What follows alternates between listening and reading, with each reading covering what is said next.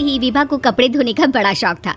कभी नल के नीचे तो कभी तालाब के पास। अरे मेरी नीली वाली लुंगी नहीं दिख रही है।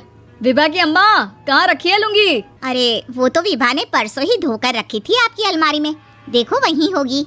वो ना मैंने आज धो दी, मुझे लगा कि गंदी हो गई होगी। अरे कैसे गंदी हो गई थी? उसे तो मैंने पहना भी नहीं। हे भगवान, इस लड़की के कपड़े धोने की आदत से परेशान हो गया हूँ मैं। जितना तो घर में राशन नहीं आता, उससे कहीं ज्यादा डिटर्जेंट पाउडर का खर्चा है। इसकी शादी करवा दो, शादी। जाए अपने घर में ही करे काम, फिर चाहे घर के कपड़े धोने हो या पूरे गांव के।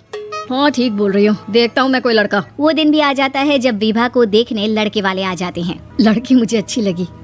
होने वाली सास कहती है, बेटी अगर कुछ पूछना है तो पूछ लो।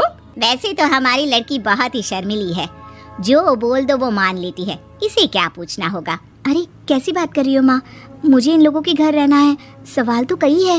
हाँ हाँ बेटा पूछ लो ना, क्या पूछना है। आप लोगों के घर कपड़े कौन धोता है? सास का मुंह बन जाता है।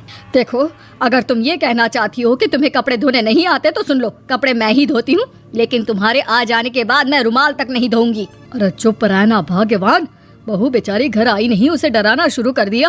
वो क्या है ना बिटिया, अभी तक तो ये कल्लू की माँ ही धोती थी, लेकिन अब तुम्हारे पापा तो दहेज में वॉशिंग मशीन देंगे ही। तभी विभा की माँ बोल पड़ती है, सवाल भी पूछा तो क्या, वैसे भाई साहब मशीन की तो फिर भी कपड़े धोने की कैपेसिटी होती है। मतलब जो बिटिया दे रहे हैं ना विभा, इसे कपड़े धोने का बहुत शौक है। ये आप लोगों के क्या, आस पड़ोस गांव मोहल्ले सबके कपड़े धो दे और उफ तक ना करे। बाहर देखा नहीं आपने कितने कपड़े सूख रहे हैं? सब हमारी बिटिया ने ही तो धोए हैं। बस भी करो ना माँ, शर्म आ रही इतनी तारीफ सुनकर।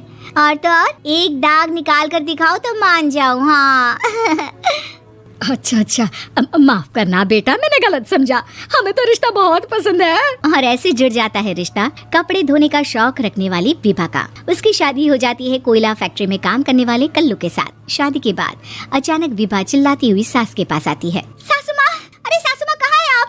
ये तो धोखा है, धोखा दिया आप लोगों ने मुझे।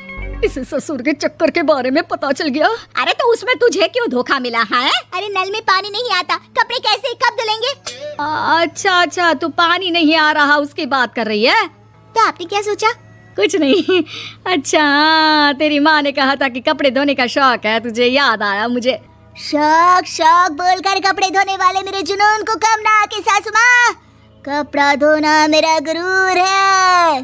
तभी पति भी वहाँ आ जाता है। अभी मैंने इसे सनी देओल की फिल्म दिखाई है, उसी के डायलॉग मार रही है माँ। अच्छा सुन, साफ साफ बता रही हूँ, पानी सुबह 4 से 6 और शाम को 10 से 12 आता है, समझी?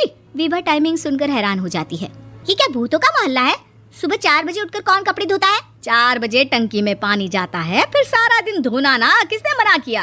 अरे कैसे बात कर रही है? 200 लीटर की टंकी में कितने कपड़े धो लूंगी मैं? सुबह ही उठ जाऊंगी मैं। अब क्या था, विभा सुबह 4 से लेकर रात के 12 बजे तक कपड़े ही धोती रहती। एक रोज सास पड़ोस से निकलकर कहीं जा रही होती है कि साथ वाली कहती है, हाँ कल्लू की माँ, जरा ये बताओ कि 2 साड़ी है, 2 ब्लाउज और एक पेटीकोट और एक नाड़े वाला लंबा कच्छा। हाँ तो? अरे तो क्या, कितना लोगी धुलाई ये बताओ। धोबन दिख रहे हैं हम क्या? हमारे पति सरकारी नौकरी से अभी रिटायर हुए हैं और बेटा सुपरवाइजर है कोयला फैक्ट्री में। धोबन समझ रखा है हमें? हाय रे कल्लू की अम्मा, माफ कर दो, वो तो मोहल्ले में यही सब बता रहे थे कि तुमने बहू को कपड़ा धुलवाने के काम में लगा दिया है। सास को पड़ोसन की बात सुनकर गुस्सा आ जाता है। वो घर पहुंचती है जहां घर के बाहर ही इतने सारे कपड़े सूख रहे होते हैं जितने कि किसी धोबन के घर पर। अरे ओ कल्लू की दुल्हन, बाहर निकल। माँ जी यहीं आ जाओ, बाथरूम में चादर धो रहे हैं हम। अरे अभी हम धोते हैं, तुमको बाहर निकलो। ये आस पड़ोस वाले बोल रहे हैं कि हम बहू से कपड़े धुलवा कर उसे कपड़ा धोने वाली बना दिए हैं। अरे छोड़ो ना माँ जी, किन लोगों की बातों में आती हो? आस पास के लोगों का तो काम ही होता है कि वो किसी तरह सास बहू को लड़ा दे। बहू सारे घर के कपड़े धोती है, ये क्या कम है? बोलिए।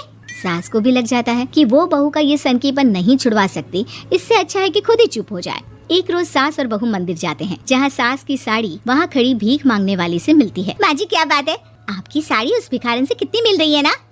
हाँ देखो तो दोनों की साड़ी मिल रही है। क्या बात है कल्लू की अम्मा, तुम खुद को तो अफसर की बीवी बताती हो और ऐसी सिंपल सी प्लेन साड़ी पहनकर घूमती हो। सिंपल और प्लेन नहीं है ये साड़ी। तो क्या सोने के धागे से फूल बने हैं? कुछ भी सासू माँ, कुछ भी। हाँ बने थे इस साड़ी में सोने के धागे से फूल। मेरे पति लेकर आए थे मद्रास से स्पेशली मेरे लिए 10,000 की। ताहे भाई साहब इस भिखारन के लिए भी सेम टू सेम साड़ी लेकर आए होंगे 10,000 की। सास उस वक्त कुछ नहीं कहती, लेकिन बहू के साथ घर आती है और अलमारी से एल्बम निकाल कर लाती है। ये साड़ी देख रही है, ये वही साड़ी है जिसे मैंने अभी पहना था। इस साड़ी में ये जो चमकदार फूल दिख रहे हैं ना, ये सोने के धागों से काढ़े गए हैं।